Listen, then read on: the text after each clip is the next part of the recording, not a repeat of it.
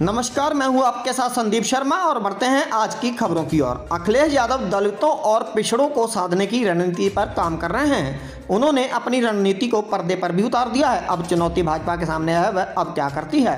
शुक्रवार को इसकी झलक भी दिखाई दी। सीएम योगी गोरखपुर पहुंचे, दलित परिवार के घर खाना भी खाया। योगी आदित्यनाथ ने यह बताने की कोशिश की उसकी सरकार में सबको बराबरी का सम्मान मिलता है। भाजपा का दलित कार्ड, यूपी में सियासत धुआंधार। दलितों पर सियासी जंग, 21% वोट किसके संग। मुख्यमंत्री योगी का दलित के घर खाना खाना संयोग है या फिर एक प्रयोग, क्योंकि राजनीति के जानकार अब इसके मायने निकालने लगे हैं। क्या ये चुनाव से ठीक पहले भाजपा का दलित कार्ड है? क्योंकि पाला बदल कर गए स्वामी प्रसाद मौर्य, धर्म सिंह सैनी, दारा सिंह चौहान, सबने अपना इस्तीफा देने के पीछे दलितों और पिछड़ों की उपेक्षा को बड़ी वजह बताया। ऐसे में सवाल बड़ा है कि क्या ये सोची समझी रणनीति है? क्योंकि सबके इस्तीफों की एक जैसी लिखावट दिखी और ये दिखाने की कोशिश हुई कि दलितों और पिछड़ों की उपेक्षा हुई और हमने इस्तीफा दे दिया। दलितों, पिछड़ों, किसानों, बेरोजगार नौजवानों, छोटे लघु एवं मध्यम व्यापारियों के खिलाफ सरकार का उपेक्षात्मक रवैया रहा, उसको देखते हुए मैंने योगी मंत्रिमंडल से आज इस्तीफा दिया है। इस्तीफा देने का दमनकारी सरकार जो दलितों पिछड़ों का शोषण करती आई है और वर्करों का, कार्यकर्ताओं का, जनप्रतिनिधियों का सबका शोषण किया गया है। समय का इंतजार था, आज हमने उस समय को देखते हुए रिजाइन कर दिया। कोई चीज अचानक नहीं होती है।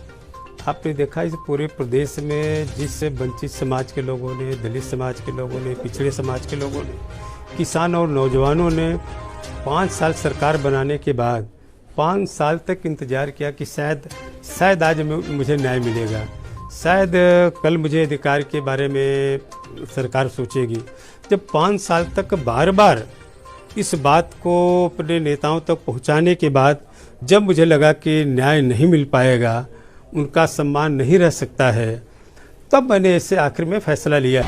लेकिन सीएम योगी ने अब दलित अमृतलाल भारती के घर खाना खाकर एक बड़ा कार्ड खेला है और इस्तीफों में लिखी गई बातों का सीधा जवाब दिया है। हमें ध्यान रखना होगा, वंशवाद और परिवारवाद की राजनीति करने वाले सामाजिक न्याय के समर्थक नहीं हो सकते।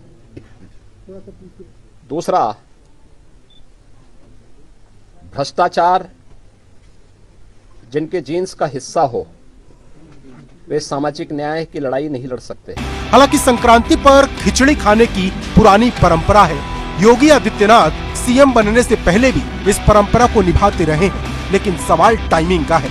सवाल 21% दलित और 45% पिछड़ों का है, जिसके सहारे भाजपा 2017 में जीत का परचम लहराती हुई नजर आई थी। लेकिन इस बार इस मोर्चे पर विरोधी खेमे से कड़ी चुनौती मिल रही है और ऐसे में लड़ाई दिलचस्प हो गई है कि आखिर दलित किसे वोट देगा।